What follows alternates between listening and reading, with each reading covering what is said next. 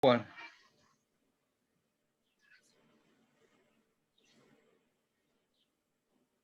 Bueno, si les parece, arrancamos. dale. Porque tenemos streaming por Facebook y tenemos, que ahí puse la dirección en la barra de chat. La dirección Dale, así la compartimos. Claro, tal cual. Y también Bárbaro. tenemos el canal que estamos usando de Zoom. Bueno, El bienvenidas y streaming se ve bien. bienvenidos a todas y a todos. Mi nombre es Mariano Echenique, soy subsecretario de Educación Media de la UBA y para mí es un honor, un orgullo, una alegría estar a cargo de la presentación de esta jornada en el marco de los 25 años de la Olimpiada Argentina de Filosofía. La Olimpiada Argentina de Filosofía, que cumple 25 años, comenzó a radicarse en la Secretaría de Educación Media de la Universidad de Buenos Aires en 2014. Nosotros en Educación Media de la UBA tenemos a nuestro cargo la responsabilidad sobre 6 escuelas, que son las 2 escuelas históricas, el Colegio Nacional de Buenos Aires y la Escuela Superior de Comercio Carlos Pellegrini, y también la Escuela Agropecuaria, el Instituto Libre de Segunda Enseñanza, la Escuela Técnica de Lugano y la Escuela Ramón Cereijo de Escobar. Son 6 escuelas, 5 en la capital federal y una en la provincia de Buenos Aires, pero bueno, desde 2014, incluso desde antes, porque el titular de la Secretaría, Oscar García, quien yo también represento en esta apertura, el doctor Oscar García, estaba a cargo de la Secretaría de Extensión, donde también se alojaba, por así decirlo, la Olimpiada Argentina de Filosofía, de modo que desde el año 2008 estamos trabajando juntos y bueno, más allá de los 6.000 alumnos que digamos que son directamente protagonistas de las políticas y de las actividades que llevamos a cabo desde la Secretaría de Educación Media, tenemos miles de estudiantes a lo largo y a lo ancho de todo el país que participan anualmente de las Olimpiadas de Argentina de Filosofía, a cargo del doctor Marcelo Lobosco, y bueno, con los eventos anuales, donde bueno, se dirimen justamente los premios y la posibilidad de competir a su vez en las instancias globales en las Olimpiadas globales de filosofía, que siempre cuentan con la participación de chicas y chicos argentinos, tanto de escuelas públicas como de escuelas privadas. Este es un fenómeno que lleva muchos años y que ha sido declarado de interés educativo y legislativo por distintos organismos, tanto del Poder Ejecutivo Nacional, como de la Legislatura de la Ciudad, como del Congreso Nacional. De modo que en este marco, bueno, para mí es una satisfacción poder presentar. No sé si vos querés, Marcelo, querés dar unas palabras iniciales antes que presente a la autora Isabel Guerra Narbona o querés que arranque. Eso a tu criterio. Estás muteado.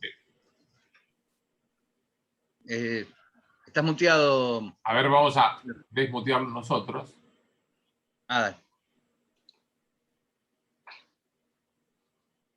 Que en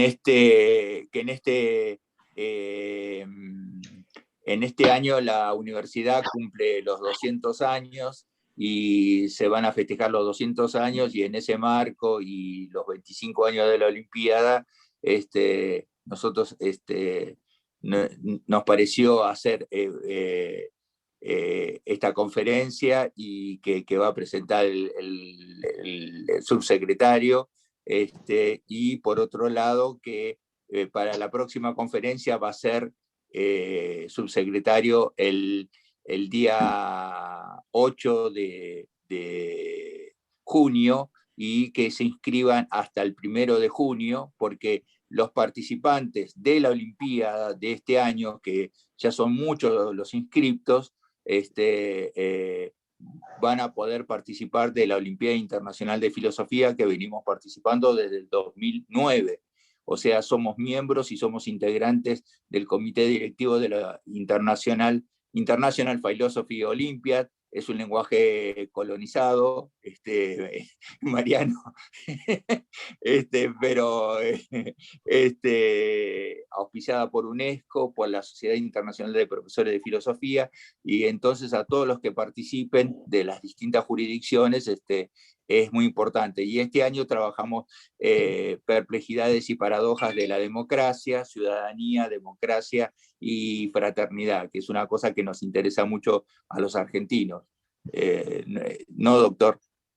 Totalmente, totalmente, y bueno, y estamos todos en vísperas de los 200 años de la universidad, en el marco de los 25 de la Olimpiada Argentina de Filosofía. Esto será el 12 de agosto de este año. Lo habíamos empezado a preparar hace 2 años, como un gran evento de masas, con un montón de exposiciones académicas, culturales, artísticas, pero bueno, nos encontramos ahora en medio de la pandemia, con lo cual no sabemos cuál va a ser el formato definitivo que va a tener el evento central de los 200 años, pero bueno, lo estamos preparando y dándole también a todas las unidades académicas, las 13 facultades, las 6 escuelas y el CBC, elementos para poder ir identificando y preparando el evento de los 200 años de la UBA. De modo que, bueno, me toca entonces presentar a la doctora Isabel Guerra Narbona. Ella es doctora en filosofía por la Universidad de Sevilla. Está haciendo no sé si está haciendo o ya es postdoctora por la Universidad Autónoma de México, pero bueno, tiene estudios de postdoctorado en la Universidad Nacional Autónoma de México, es discípula de Enrique Dussel, fundador de la teología, de la filosofía de la liberación. Para nosotros Enrique Dussel es un referente muy, muy importante en Argentina, y creo que a esta altura en Latinoamérica y en el mundo también lo es. Y bueno, tenemos el honor y el gusto de que ella nos acompañe en esta presentación. Así que le damos la palabra a Isabel Guerra. Hola, buenas tardes a todos. En primer lugar, es un placer para mí compartir con vosotros una reflexión profunda sobre lo que está ocurriendo en este momento en el mundo con la pandemia. Pero en primer lugar, me gustaría agradecer al subsecretario de Educación, el doctor Mariano Echenique, también al director ejecutivo de las Olimpiadas de Filosofía, al doctor Marcelo Lobosco, a los coordinadores y coordinadoras que están haciendo un maravilloso trabajo. También me gustaría agradecer a la Universidad de Buenos Aires, y aprovecho para felicitar por sus 200 años de fundación, 200 años de su fundación. A la Secretaría de Educación también me gustaría agradecerle, y en especial a las Olimpiadas de Filosofía, que cumple 25 años y que creo que es un gran proyecto, un proyecto de futuro para los jóvenes, y que tiene un compromiso muy importante para el futuro del mundo. En fin, yo estoy muy feliz y bueno, voy a compartir con todos vosotros una reflexión que llevo haciendo desde hace algunos años, y que bueno, ahora con esto de la pandemia pues vengo también pues trabajando. Yo conocí al filósofo Enrique Dussel en 2010 en un congreso de México, y bueno, quedé maravillada por su pensamiento. Me pareció un pensamiento innovador, diferente al que estaba acostumbrada desde Sevilla, desde España, y pues me brindó muchas herramientas para reflexionar el mundo y la problemática mundial. Y bueno, y gracias, y quiero hacer también un reconocimiento a la filosofía de la liberación y a mi maestro Enrique Dussel, porque de él aprendí que la filosofía de la liberación no solo es un pensamiento, no solo es un tipo de pensamiento, sino que también es una forma de vida, es una actitud ante la vida. En fin, yo quisiera compartir con vosotros esta reflexión que he venido haciendo desde la filosofía de la liberación, y bueno, voy a comenzar ahora. Cuando los habitantes de Jalandhar, al norte de la India, se levantaron una mañana y vieron atónitos la presencia colosal del Himalaya, no daban crédito de tal manifestación.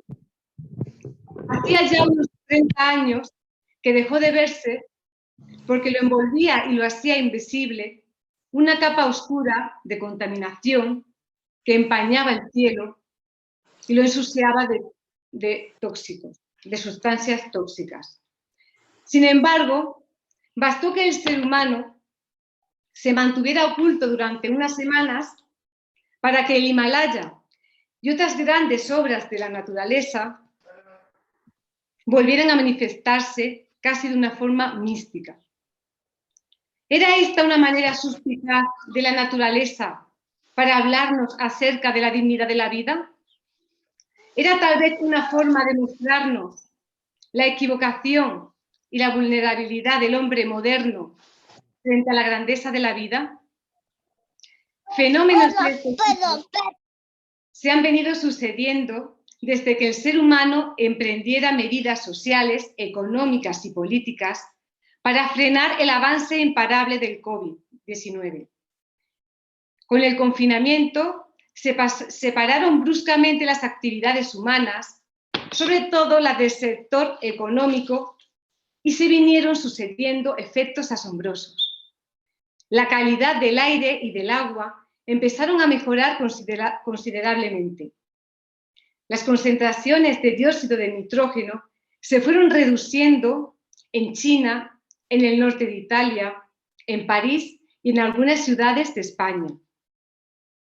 Empezaron a incrementarse los avistamientos de especies de animales que antes eran casi invisibles, como el rinoceronte negro en África y algunos tipos de ballenas en Galápagos.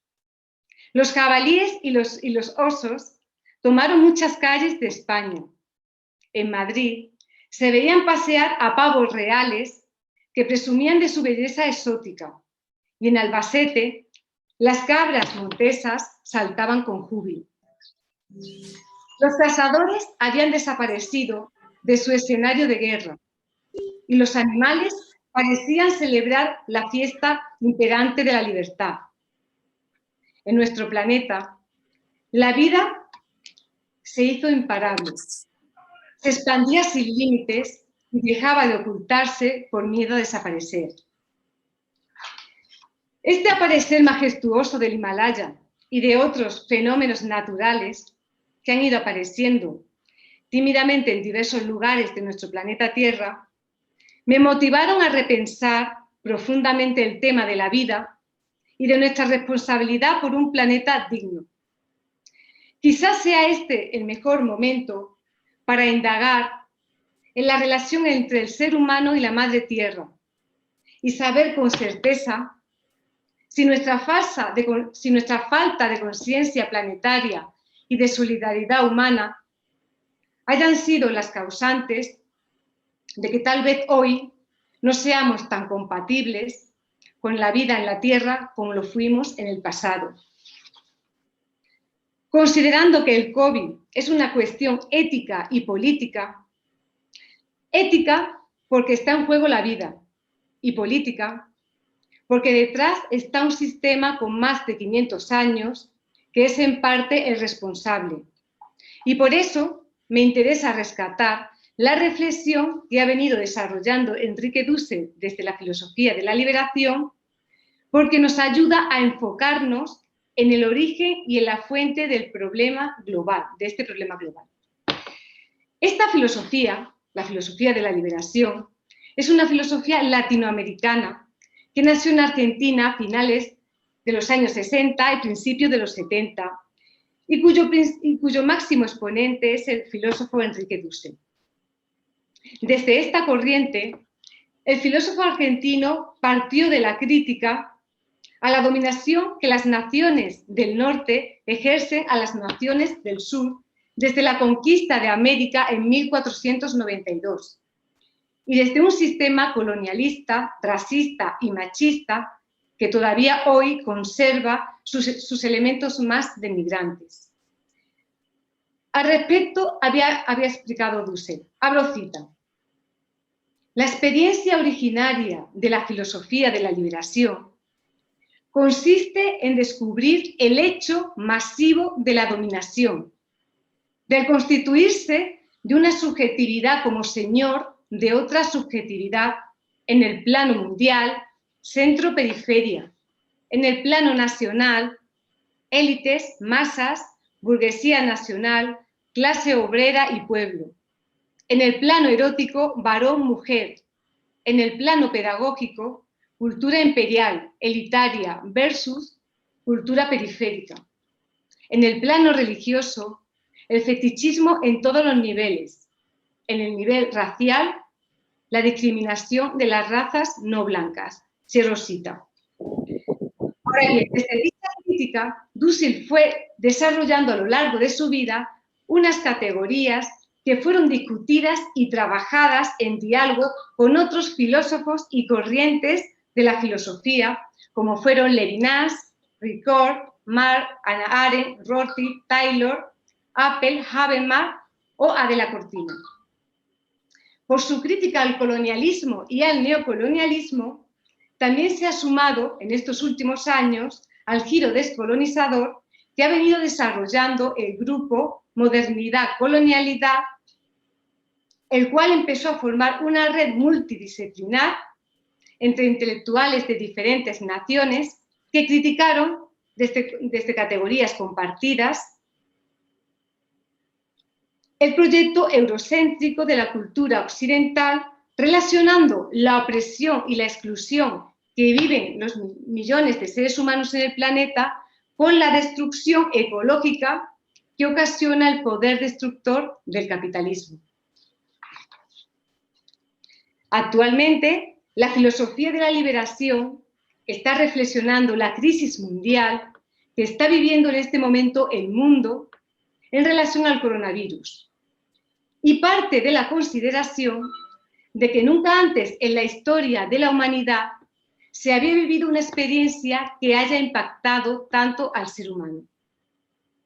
Es entonces la primera vez que una epidemia está siendo vivida por una conciencia de universalidad. Con su análisis crítico, la filosofía de la liberación nos aporta una reflexión no solo para reconducir a la humanidad a descubrir los fundamentos de esta crisis sanitaria, sino que también para que se cuestione los cimientos económicos, políticos, jurídicos, tecnológicos de nuestra civilización, de lo que el filósofo de la liberación ha llamado modernidad. Es verdad que usualmente se utiliza este término para hablar de la historia de la modernidad en cuanto a aquellas técnicas de renovación constantes originadas por una racionalidad normativa.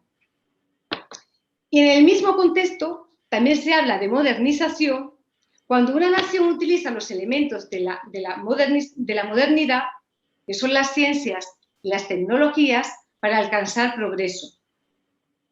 Pero como vamos a ver a continuación, Dussel interpreta la modernidad como un proceso histórico y cultural que comienza con el descubrimiento para los europeos del continente americano con su invasión y opresión.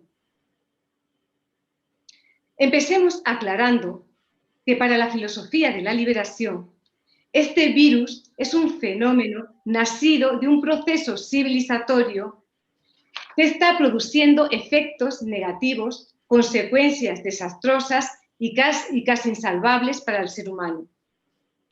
En realidad, no llegaremos a saber completamente qué es este virus del coronavirus si no comprendemos primero el fundamento de nuestra civilización. Y nuestra civilización, capitalista, individualista, es producto de un acontecimiento histórico en el que todavía hoy nos situamos, que se llama modernidad. Por eso Enrique Dussel va a confrontar esta pandemia con los 5 siglos de la modernidad desde una ética universal que afirma la vida. Pero vamos a empezar primero por explicar qué es la modernidad para nuestro filósofo.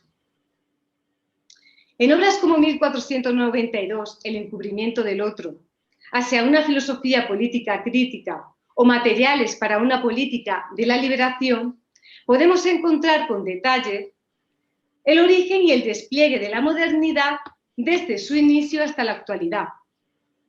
Enrique Dussel explica que esta tuvo su origen en 1492, cuando Europa, dominada por el mundo musulmán, se abre al Atlántico e invade el continente americano. Desde ese momento, la Europa insignificante y subdesarrollada cultural y tecnológicamente en relación al mundo musulmán de la Edad Media, va acumulando poder y después de unos 2 siglos acumulándolo, desde un sistema político, colonial, violento y racista, consigue convertirse en la hegemonía mundial, que dominará al resto de culturas a las que todavía hoy en muchos de sus aspectos, en muchos de los aspectos, considera atrasadas y bárbaras. La modernidad es entonces una etapa histórica que por primera vez puso a toda la humanidad en conexión, pero es una relación donde aparecen 2 fuerzas antagónicas, una que domina desde el centro del poder y otra que es dominada y que resiste desde la periferia. Esta sería Latinoamérica, África y Asia, y la que domina sería Europa en un principio y después se une Estados Unidos. Son las 2 caras de la modernidad, como había expresado nuestro filósofo latinoamericano. A lo largo de estos más de 500 años, la modernidad tuvo muchos frutos. Quisiera detenerme especialmente en uno de ellos, con el que he venido trabajando estos últimos años, porque considero que es clave para entender la crítica que la filosofía de la liberación viene realizando a los fundamentos de nuestra cultura. Me refiero al fruto imparable de la revolución científica. La revolución científica fue una de las consecuencias culturales de ese poder que ejerció Europa a partir de 1492 en el continente americano. Realmente, este movimiento revolucionario que empezó con Copérnico y finalizó con Newton, no surgió, como se ha hecho creer, por amor al conocimiento, sino porque en realidad Europa a finales del siglo XV y principios del XVI necesitaba producir ciertos artilugios, cierta maquinaria que fuera novedosa y útil para ganar la guerra y conquistar la hegemonía del Nuevo Mundo. Así, el estudio de la filosofía natural y de la matemática se fueron apoyando en la técnica y en la mecánica para lograr un progreso y avance de la eficacia en la estrategia y en el empleo de la artillería en la guerra. Toda esta cuestión la podemos ver detallada en la obra Los filósofos y las máquinas de Paolo Rossi. En este sentido quisiera indicar que la revolución científica fue mucho más que un cambio de paradigma del conocimiento. Surgió con el propósito de dominar a las demás culturas y supuso una transformación radical en la forma de percibir la realidad del hombre, el hombre y la vida, que tendría consecuencias terribles en los ámbitos de la política, de la economía, de la cultura, de la religión, etc. En cuanto el hombre moderno, ilustrado, creyó que por primera vez podría imitar a Dios y transformar su gran obra, la naturaleza, en otra más útil para sus intereses. Idea que estaba muy presente en Francis Bacon, un filósofo y político inglés que había dedicado gran parte de su vida a la vanidad de querer transformar el destino de la humanidad y de hecho se había ejercido a fondo en este difícil propósito para que la historia fuera testigo de un auténtico progreso que hiciera de la mediocridad del hombre un atajo al triunfo que tanto anhelaba. Para eso, había diseñado con cierta preocupación y paciencia un complejo programa de reforma del saber y del conocimiento. Desde el filósofo inglés no tuvo el menor reparo en creer en el poder infinito de la razón que, unido al de la experiencia, podría lograr una transformación en la naturaleza innata y severa de los objetos. Abro cita.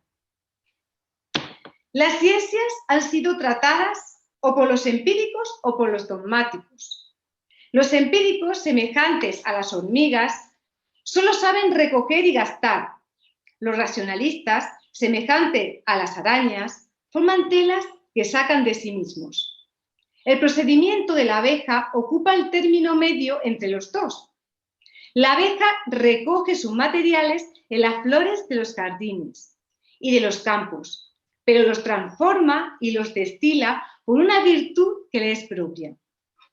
Esta es la imagen del verdadero trabajo en la filosofía, que no se fía exclusivamente de las fuerzas de la humana inteligencia y ni siquiera ha ser ella su principal apoyo, que no se contenta tampoco con depositar en la memoria, sin cambiarlos, los materiales recogidos en la historia natural y en las artes mecánicas, sino que los lleva hasta la inteligencia, modificados y transformados. Cierro cita de Bacon. Lo importante es entender que desde la revolución científica nació otra forma de interpretar el universo, no como organismo vivo, sino como máquina, como objeto.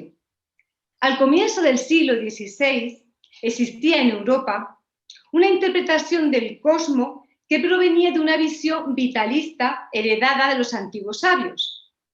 Pero más tarde, junto a los alquimistas y filósofos vitalistas, se fue desarrollando una concepción mecanicista de la vida y del cosmos, que fue la que después se impuso universalmente.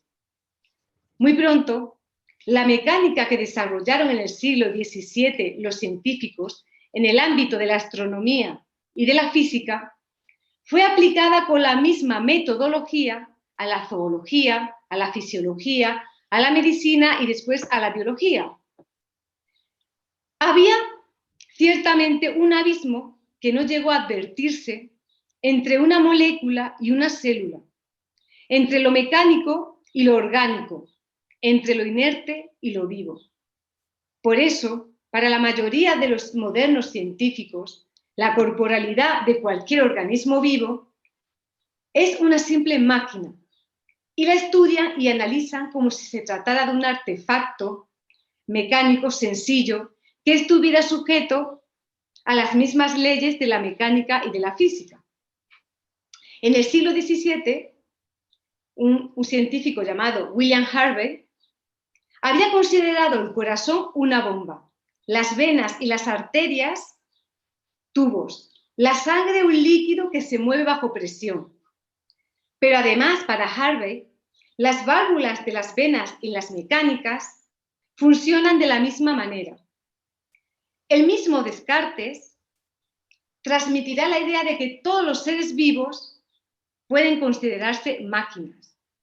Y Alfonso Borelli, conocido y recordado por Newton en muchas de sus obras, estudió la estática y la dinámica del cuerpo y calculó la fuerza empleada por los músculos al caminar, al saltar o a correr. También midió la fuerza muscular del corazón y la velocidad de la sangre al circular por las venas. Pero, aquí viene la pregunta. ¿A qué se debió esta forma de interpretar lo vivo y lo sagrado como una máquina? Consideramos que el cambio de paradigma científico con respecto al pasado, en donde la naturaleza era sagrada y mística, responde más bien al hecho de que el hombre europeo, desde su voluntad de poder, desde ese yo conquisto que describe Enrique Dussel en sus obras, empezó a ver, a percibir y a interpretar la realidad en clave de conquista y dominación. Porque, como bien expresó nuestro filósofo, desde un análisis de la subjetividad, es decir, desde el modo de ser del hombre europeo, abro cita, ese yo conquisto es una experiencia originaria del hombre europeo, capaz de vencer, de dominar. Poco a poco el yo crece, ese yo se sustantiviza. Colón llegó a América en 1492. Un siglo y medio después, un filósofo, Descartes, comienza a formular su pensar. El pensar parte de la experiencia cotidiana.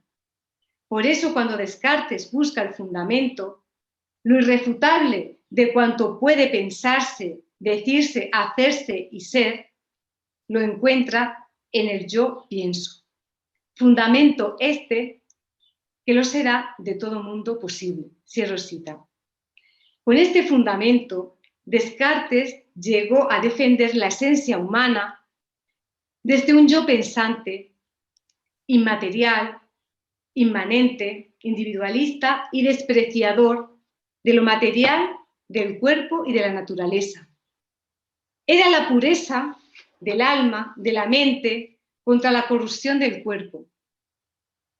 Lo más probable es que esta dualidad de alma-cuerpo que utilizaba Descartes para exponer su sistema racional desde el yo pienso, fuera el causante de que en nuestras sociedades haya prevalecido un desprecio a la vida y a la naturaleza. Si en cambio hubiera triunfado un aprecio, un respeto a lo material y al cuerpo y a la corporalidad, lo más seguro es que hubiéramos desarrollado otra subjetividad, otro modo de ser, que se fundamentaría en un amor a la vida y que sin duda hubiera dado lugar a otra civilización muy diferente a la nuestra.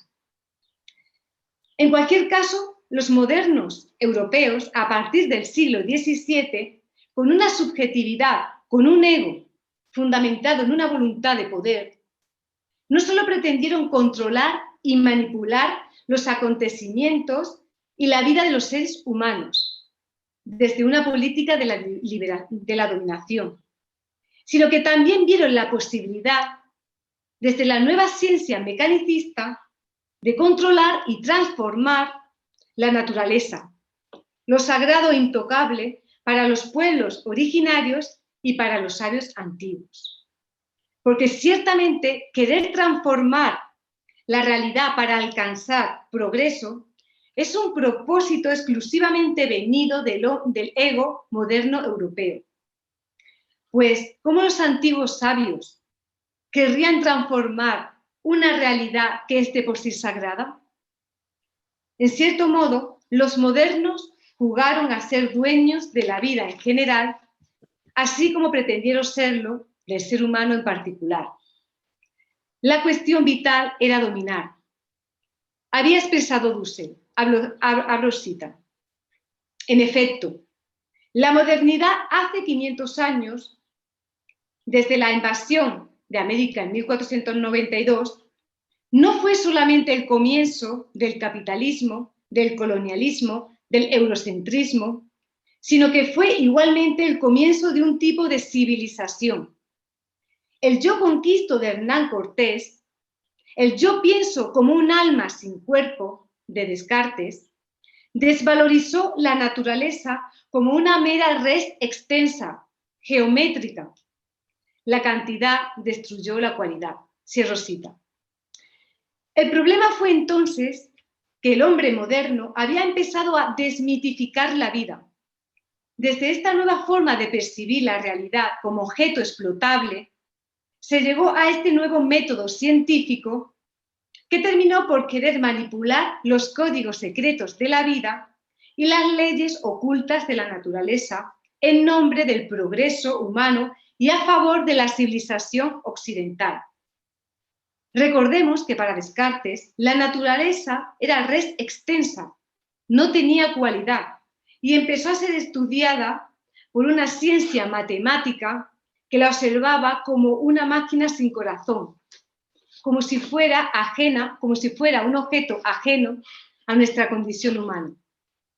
Así fue como la modernidad empezó a dominar a la naturaleza en cuanto la interpretó desde su subjetividad dominadora como un objeto que podía ser explotado para sacar beneficio económico. Y esto fue lo que dio paso más tarde al despliegue del capitalismo, al individualismo y al consumismo, fundamentados ambos en el egoísmo occidental, incapaz de comprender que lo sagrado no puede tener dueño. Justamente la filosofía de la liberación parte de esta crítica a la modernidad en su pretensión de dominar y transformar la vida. y de tratar a la naturaleza como un objeto explotable para obtener beneficio económico. Pero esta dominación global, que tiene más de 500 años, tiene consecuencias nefastas para el hombre. Por un lado, es incuestionable que la modernidad, desde la ciencia, la tecnología y la organización económica política, produce avances y se obtienen grandes novedades y descubrimientos. Pero por otro lado, también se obtienen al mismo tiempo efectos negativos, como el aumento de la temperatura de la Tierra o la falta de oxígeno. El problema es que se interviene en la naturaleza, pero no se tiene conciencia científica y teórica de los efectos negativos, y esos efectos negativos comienzan a acumularse, mientras la ciencia y la tecnología siguen ciegas su camino de progreso infinito, ocupadas en la invención de nuevas posibilidades y descubrimientos y del manejo de ellas. Por tanto, no presta mucha atención a esos efectos negativos que parece que poco a poco le fueran ganando terreno a la vida. Y es aquí cuando entra en juego la ética.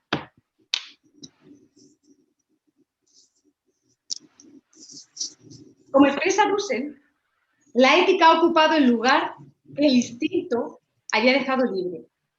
El animal actúa por instinto y por eso no puede equivocarse. Sigue el curso de las leyes naturales, pero el ser humano tiene libertad. Y si esta es usada de mala manera, es porque de alguna manera se ha actuado en contra de esas leyes naturales. Y entonces aparecen ciertos errores que con el paso del tiempo se van acumulando, dando lugar a esos efectos negativos. Lo terrible de todo es que, como advierte el maestro Enrique Dussel, esos efectos negativos podrían en un momento dado destruir las condiciones de posibilidad de la reproducción de la vida en la Tierra.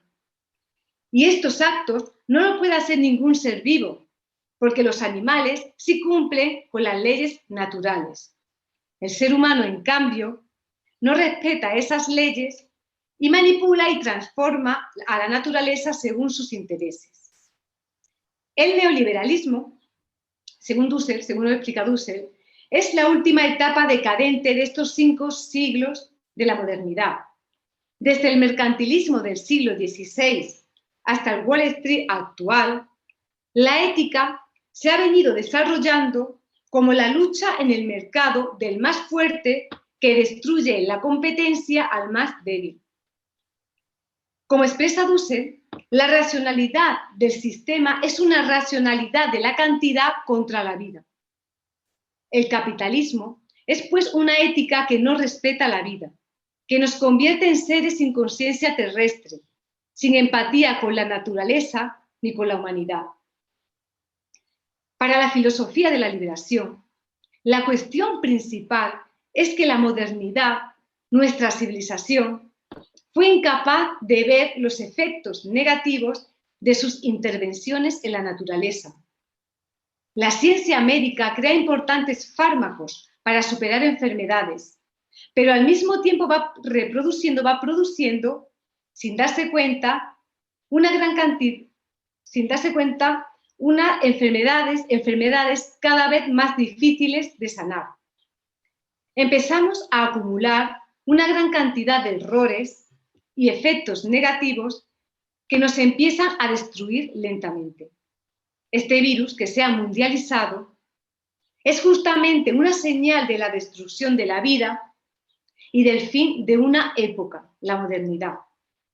Es un efecto negativo de nuestra civilización y nos habla de una confrontación fundamental que es clave para el destino del ser humano. Habrá que pensar, entonces, en otro tipo de civilización en donde se respete primero la vida y sobre ella se vaya desarrollando novedades que permitan no solo continuar con ella, sino también acrecentarla. Precisamente este es el tema de la filosofía de la liberación, cuando Dussel expresa: estamos en una transición de la modernidad a una nueva edad del mundo. con una nueva economía, con una nueva política.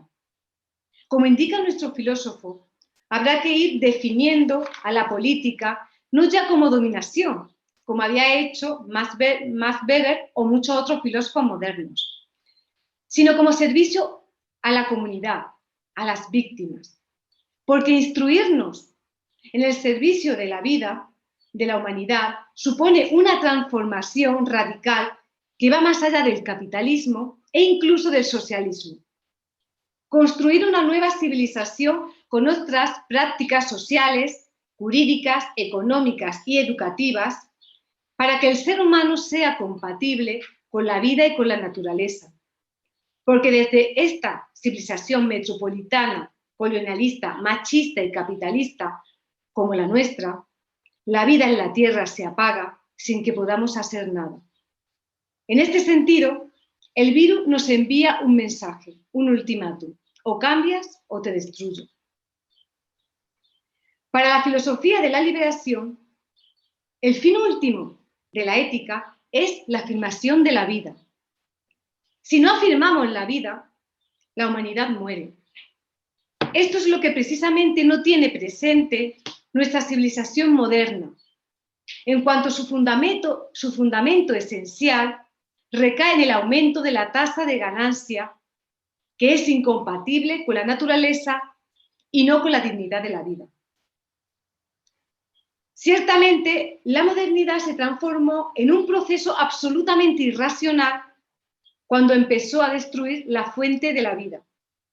Como expresa Dussel, abro cita, la ética dice: debo afirmar la vida en general y específicamente la vida en comunidad, la vida humana en comunidad, cierro cita. Por su parte, la modernidad individualista destruye la comunidad y la ética de la vida. Pero es en este escenario de no afirmación de la vida donde ha surgido el virus como efecto negativo, producido por un mal manejo de nuestra civilización. Este virus nos desvela que realmente nuestra civilización va por el camino de la autodestrucción. Nuestra economía y cultura producen cosas innecesarias, motivadas básicamente por las modas. Y por eso el consumismo excesivo nos ha llevado a la producción de efectos negativos como la contaminación y la enorme cantidad de basura que producen tanta muerte. La cuestión es, ¿cómo lograr crear en la conciencia cotidiana de los ciudadanos un nuevo sentido común, distinto a aquel al que nos tiene acostumbrados el mercado de la propaganda, que nos posibilita productos innecesarios para el consumo y que termina muchas veces por ocasionarnos enfermedades?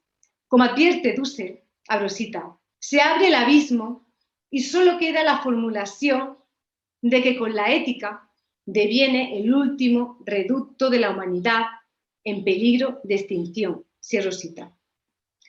Por tanto, la filosofía de la liberación pone en énfasis que este virus, causante de nuestra pandemia actual, es producto de un mal manejo de la tecnología, de la economía y de la política desde una subjetividad que no respeta la vida. Este hecho lo explicó en una de sus entrevistas de la siguiente manera, abro cita. Interpreto la pandemia como si se tratase de un boomerang que la modernidad y la posmodernidad lanzaron contra la naturaleza, porque es el efecto no intencional de las mutaciones de los virus que la ciencia médica y la industria farmacéutica, en cierta manera, han producido y que regresa contra ellos en la forma de un patógeno, cierro cita.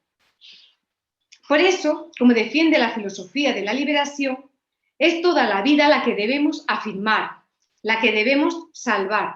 Y para lograrlo debemos empezar por respetar la naturaleza y sus leyes. Cuando afirmamos la vida, cuando la respetamos, es imposible interpretar la naturaleza como un mero objeto, como una cosa que pueda ser manipulada y transformada, como pensaba Bacon, según modas o intereses políticos. La interpretamos como la fuente de la cual venimos, como nuestra madre. Por eso es necesario transformar nuestro sentido común desde otra educación que nos lleve a una vida más saludable. En este sentido, la vida nos exige cambiar la estructura de la producción económica, cambiar también los intereses de la vida política, porque la política y sus representantes elegidos deben afirmar la vida. Desde ella es donde surgirán aquellas transformaciones que nos pongan de nuevo en el curso natural de la Madre Tierra. Desarrollar una reforma agraria que permita volver al campo para que el campo produzca semillas de manera natural y no modificadas por las transnacionales. Pero también debemos respetar los derechos sociales, porque quien ama la vida la debe afirmar en todos sus ámbitos, en todos sus horizontes y en cada uno de sus rincones. En efecto, nos concreta Dussel, abro cita. Se trata de imaginar una nueva civilización transmoderna, basada en un respeto absoluto a la vida en general y de la vida humana en particular, donde todas las otras dimensiones de la existencia deben ser reprogramadas desde el postulado de la vida perpetua. Esto toca todas las instituciones políticas y las pone en exigencia de radical transformación, cierro cita. En conclusión, debemos reflexionar nuestra crisis como una crisis de la vida que se apaga en la tierra, como una crisis ética que nos ha llevado a afirmar la vida del capital desde una vida opulenta, individualista, consumista, que cada vez nos oculta más nuestra equivocación histórica, nuestra falta de amor a la vida y a la humanidad. Debemos aprender a percibir la realidad, el universo, la naturaleza, afirmando la vida, reconociendo su dignidad sagrada, que es también la nuestra. Había escrito Dussel, abro cita, los seres que no son humanos no tienen derecho, tienen dignidad. Esta última es más fuerte que los derechos. Para tener derecho hay que tener autoconciencia. ¿Para qué darle derechos a la naturaleza si tiene la dignidad de lo sagrado? Es lo que es, en fin, lo que es fin, lo que no tengo derecho para hacerlo mediación. Cierro cita. La vida surgió hace algo más de 4.000 millones de años y todavía hoy es un misterio para la ciencia. Como expresa en sus conferencias Dussel, una simple célula tiene 360.000 funciones y aún no hemos descubierto su gran complejidad. En realidad, no existe nada en el universo que se le iguale en cuanto a complejidad y misterio. Ni siquiera toda la materia del universo concentrada puede compararse a la célula más primitiva y simple de todas.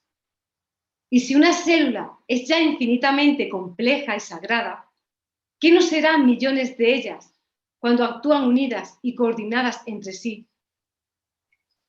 Este virus es un fenómeno actual, pero su origen metafísico es muy antiguo, porque en verdad tiene más de 500 años, cuando nuestra civilización de luces, universal y fundadora de los derechos del hombre, no llegó a comprender desde su racionalidad erudita que el progreso cuando se realiza sin amor a la vida, lo que hace es condenar a la humanidad a su autoextinción. Por eso, lo único que nos puede salvar en esta pandemia y de otras que seguro vendrán si no cambiamos nuestro sentido común, es el amor a la vida, el respeto a la naturaleza y a la humanidad, a nuestras víctimas. Muchas gracias.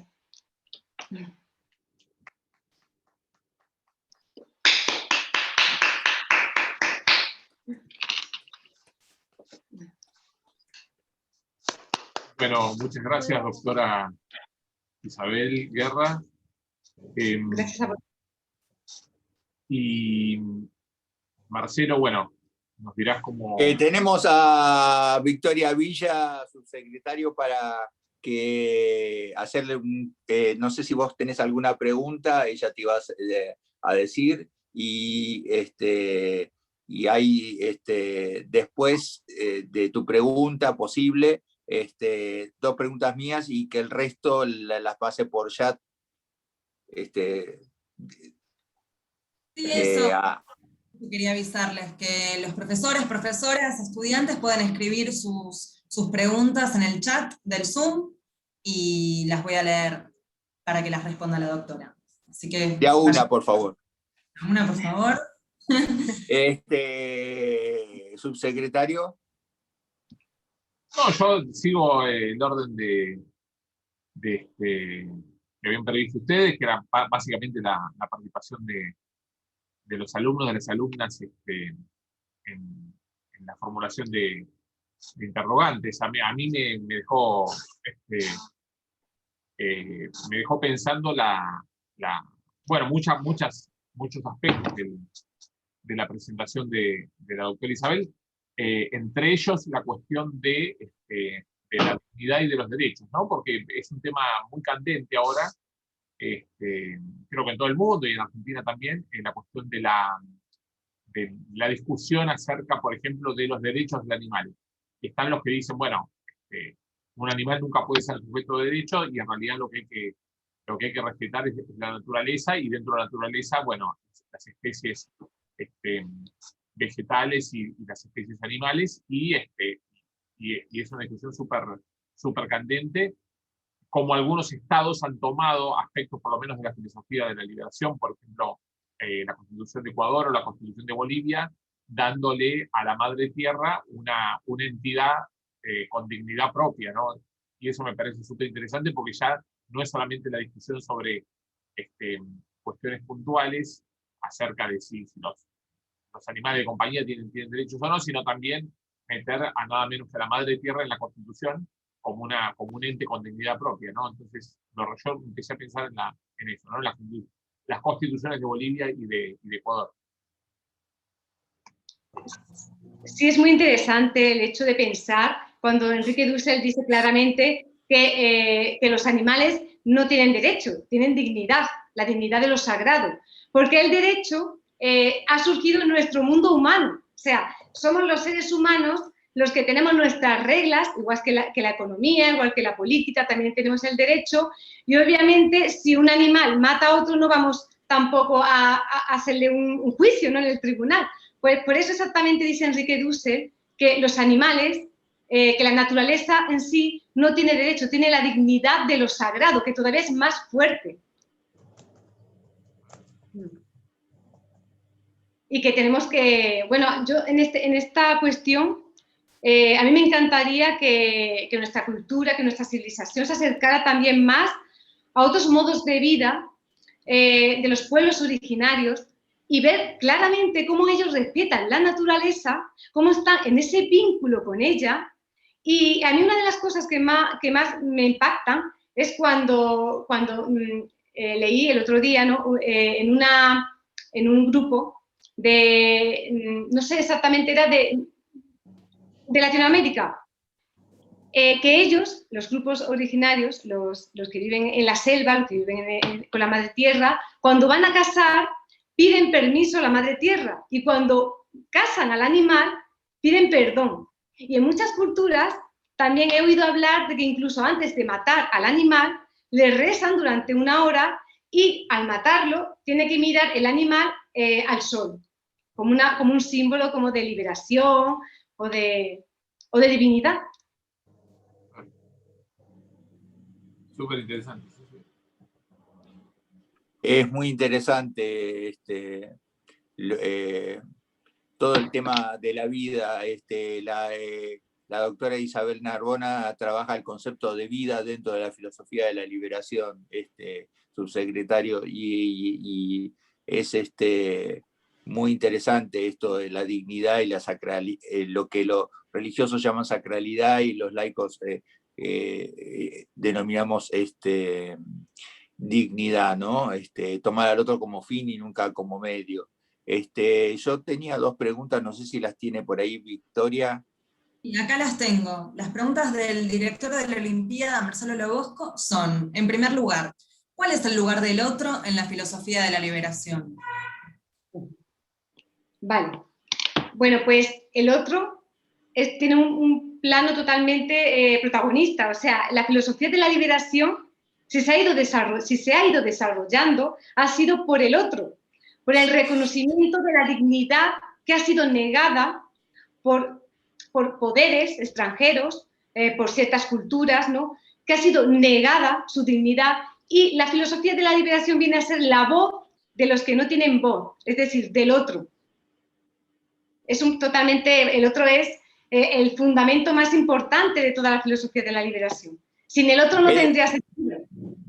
Esto implica que el otro, como un médico con su paciente, un mecánico con su cliente, una sociedad, por ejemplo en Argentina, que se habla tanto de los republicanos y los que están del otro costado, se tienen que escuchar, debería haber quizás empatía como para poder escucharse y no oponerse. Pregunto. Sí. De hecho, hay que dejar claro que el otro, para la filosofía de la liberación, es la víctima.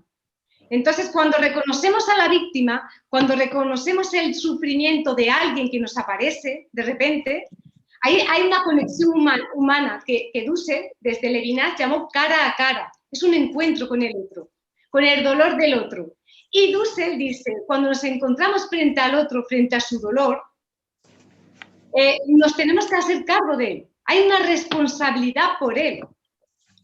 Entonces, siempre vamos a encontrar un otro en nuestra vida, ya sea en nuestro ámbito educativo, en nuestro ámbito económico, en nuestra familia, y el otro es siempre aquel que por alguna razón ha sido excluido o sufre por alguna razón, dependiendo del ámbito donde se encuentre. Si se encuentra, por ejemplo, en los países subdesarrollados, bueno, en los países pobres, el otro es el que sufre en su corporalidad la injusticia de los países que se atribuyen el derecho a dominar a otros. Y acá Ludmi Curín, en ese sentido, dice que el oprimido es el otro. Sí, éticamente la idea me parece que está buena. Y, segundo... Yo te quería hacer una segunda pregunta que se la pasé a Victoria, que es, ¿por qué frente al giro lingüístico que habla tanto de la filosofía y el giro hermenéutico, está el giro descolonizador? ¿Qué significa el giro descolonizador en la filosofía de la liberación? Vale, el giro descolonizador es aquel que va a plantear o va a cuestionar los cimientos de la colonialidad del poder. O sea, es hacer una crítica a lo que se nos presenta como algo normal. O sea, que el mundo está compuesto por estos países, ¿no? De las relaciones entre unos y otros. Muchas veces se piensa que es algo normal, histórico, natural, que es así y que nunca va a cambiar. Pero desde el giro descolonizador lo que se pretende es desvelar precisamente que esas relaciones de poder están basadas en la dominación de unos grupos humanos frente a otros. Entonces, pues va a criticar sobre todo el concepto de poder, del poder como dominación, que se fue implantando desde 1492, cuando se invadió el continente americano por parte del español y del portugués, y bueno, y después vendría por los demás europeos.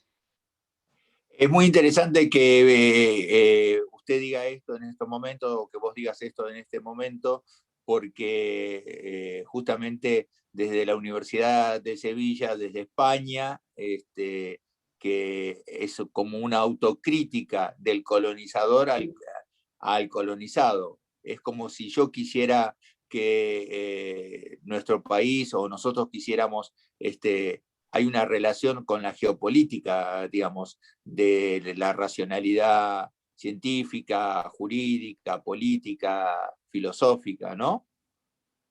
Sí, exactamente. Es que a partir de 1492, cuando, bueno, más que todo ya había pasado como 2 siglos que había estado acumulando Europa, había estado acumulando poder, porque tengo que dejar claro que Europa no siempre ha sido protagonista de la historia, ni siempre ha asumido el papel como hoy lo entendemos. Antiguamente, antes de 1492, Europa era insignificante, era una cultura bárbara y estaba dominada por el mundo musulmán, que estaba muchísimo más desarrollado tecnológicamente y culturalmente. Entonces, ¿qué pasa? Cuando Europa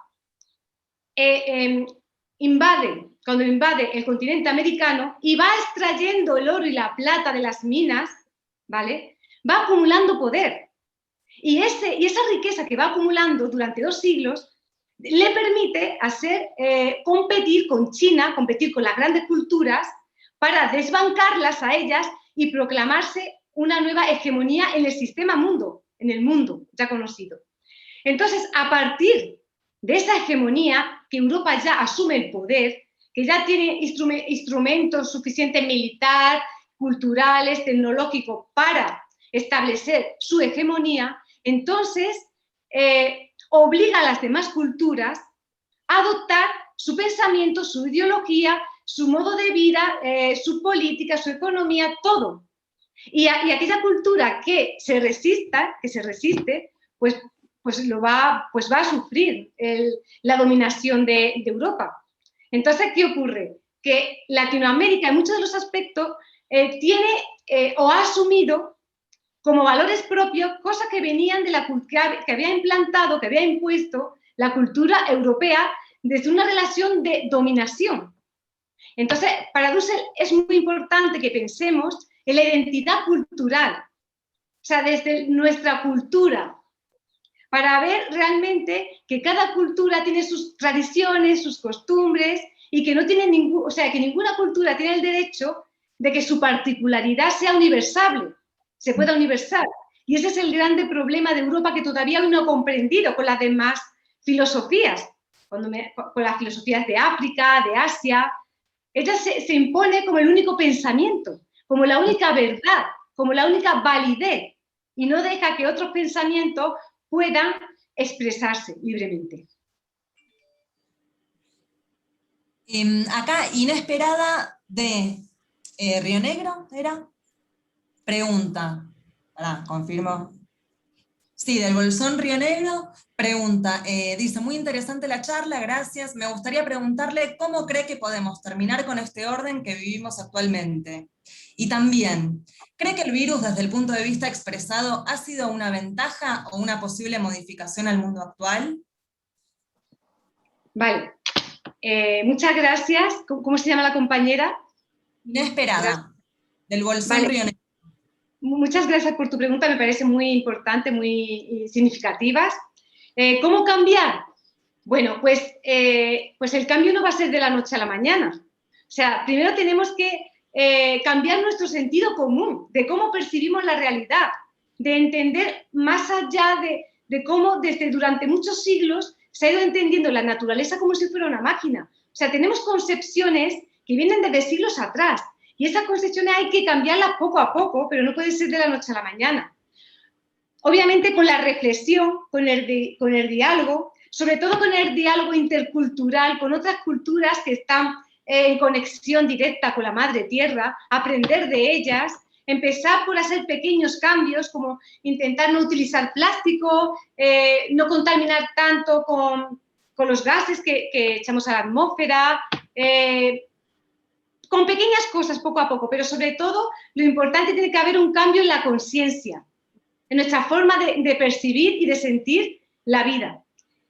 Y las ventajas o desventajas del virus, pues claramente yo lo veo como una ventaja, en el sentido de que nos está diciendo la Madre Tierra, hey, está pasando esto, estáis por mal camino, vais por mal camino, os vais a autodestruir, o cambiáis, os doy la oportunidad de que cambiéis.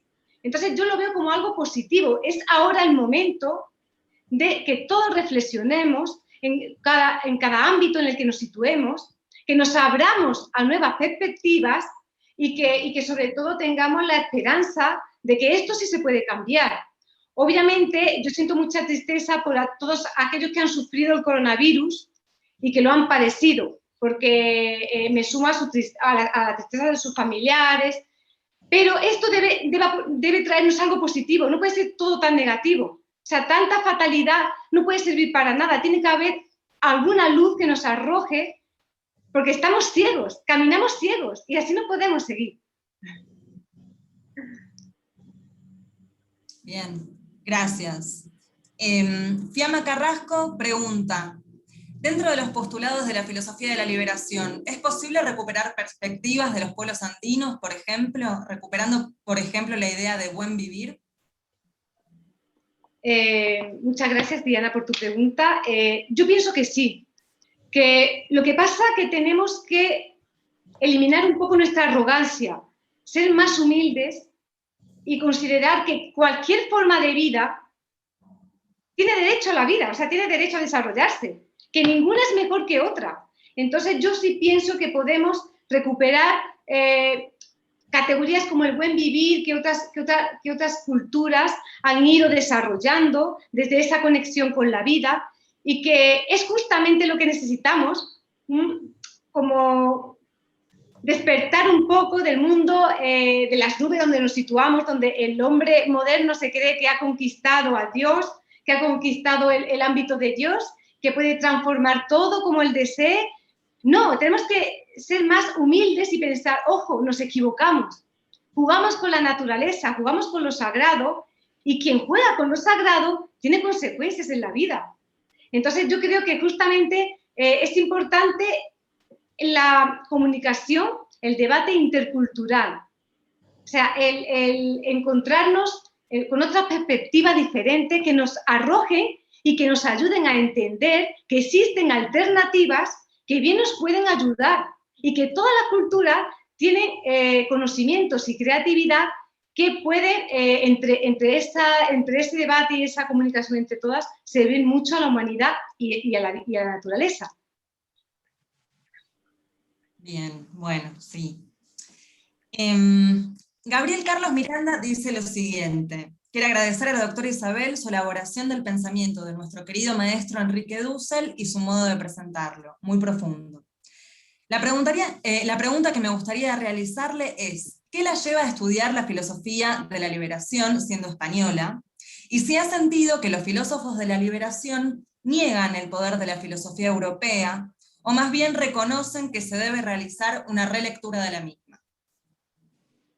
Muchas gracias, Gabriel. Pues mira, voy a explicar un poco. Yo estaba en mi universidad de Sevilla. En esta universidad, pues, no estudiamos suficiente, o yo pienso que no se estudió suficiente a filósofos que no fueran clásicos, europeos, norteamericanos. Siempre nos dirigíamos un poco en esa línea clásica de la filosofía. Y yo en ese momento tenía que hacer un trabajo de investigación. Este trabajo de investigación era precisamente pensando en los pobres, en las clases marginales, en los oprimidos, en los campesinos, en fin, en todos estos grupos de seres humanos que son víctimas. Y entonces yo no encontraba ninguna filosofía en Europa que me ayudara a hacer un trabajo crítico sobre cómo viven los seres humanos, el 80% de la humanidad, cómo está viviendo, ¿no? Y justamente me encontré con la ética de la liberación, que los alumnos de Enrique Dussel le llaman la ética amarilla, el libro amarillo, y me despertó totalmente. Ahí vi unas categorías que utilizaba Enrique Dussel, sobre todo la sencillez, la humildad con la que él describía la situación que vive Latinoamérica, su compromiso con los más pobres, su compromiso con la liberación de las relaciones de dominación, su respeto a su madre patria, a Argentina, a Latinoamérica, y su defensa, porque Latinoamérica es increíble, ¿no? Y tiene que defender su autonomía, tiene que defender su ser genuino. Entonces me llevó prácticamente eso, que yo no encontraba ningún filósofo que me ayudara a hacer una crítica fundamental, pues, a la injusticia que vive el 80% de la humanidad. Y después la otra pregunta que él hace... la segunda parte de la pregunta era... si siente que los filósofos de la liberación niegan el poder de la filosofía europea, o más bien reconocen que necesita una relectura.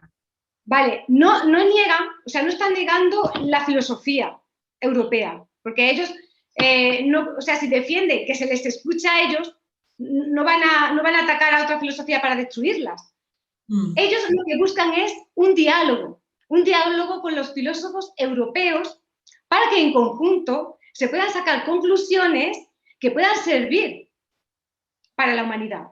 No está negando la filosofía de la liberación. De hecho, Enrique Dussel en sus obras pues dialoga mucho con muchos filósofos europeos y en muchos aspectos ellos les siguen. O sea, la ética del discurso que pone en evidencia, que pone que la comunidad de comunicación es fundamental para la filosofía, ese presupuesto en sí, Enrique Dussel también lo va a aceptar. O sea, hay muchas categorías, muchas expresiones, muchas ideas que Dussel está a favor de muchos pensadores europeos, pero critica aquello que él ve que son presupuestos que van en contra y niegan otras filosofías, como la latinoamericana. Claro, es el hecho de que pretenden ser la única filosofía. Eso exactamente. En este presupuesto, Enrique Dussel, la filosofía de la liberación y muchos filósofos latinoamericanos lo critican. El hecho de que Europa, la filosofía europea, se presenta al mundo como el único pensamiento válido y hegemónico. Ese es el problema. Perfecto, gracias. Acá María Alejandra Frugoni Zavala dice: me resulta muy clara toda la exposición, percibo muchas similitudes en la forma de concebir al otro y al universo, inclusive la mirada de la realidad desde la periferia con el cristianismo, como concepción del hombre y el mundo. El Papa Francisco, en su última encíclica de Fratelli Tutti, menciona mucho de esto, igual que Laudato Si. No sé, bueno, estoy hablando de cosas que no conozco, pero dice la similitud con el cristianismo y con el Papa Francisco, de la filosofía de la liberación.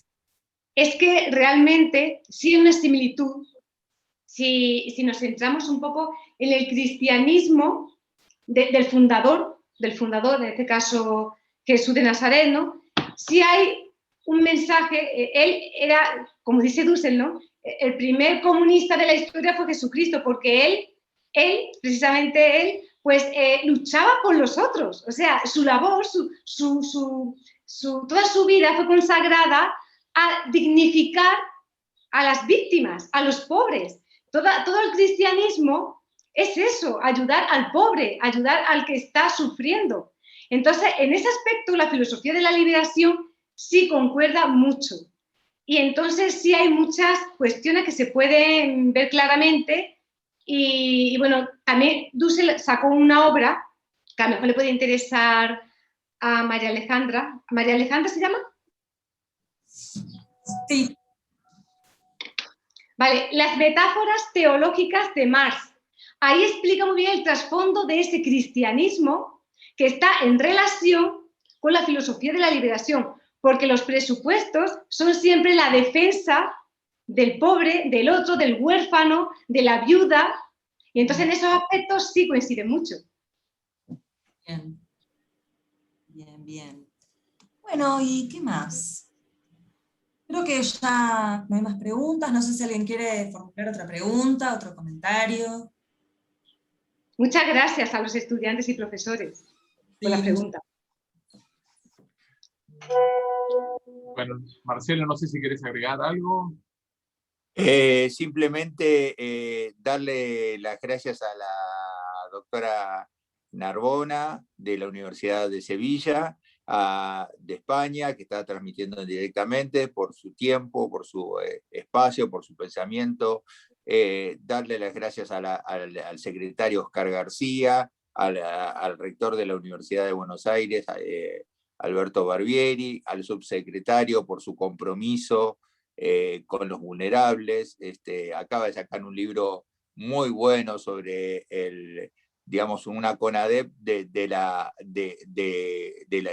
economía, y me parece realmente extraordinario, porque hay un libro que se llama Historia y Trauma, que muestra cómo las cuestiones económicas, no solamente las de los militares, sino las cuestiones económicas afectan la psiquis y los traumas de los ciudadanos.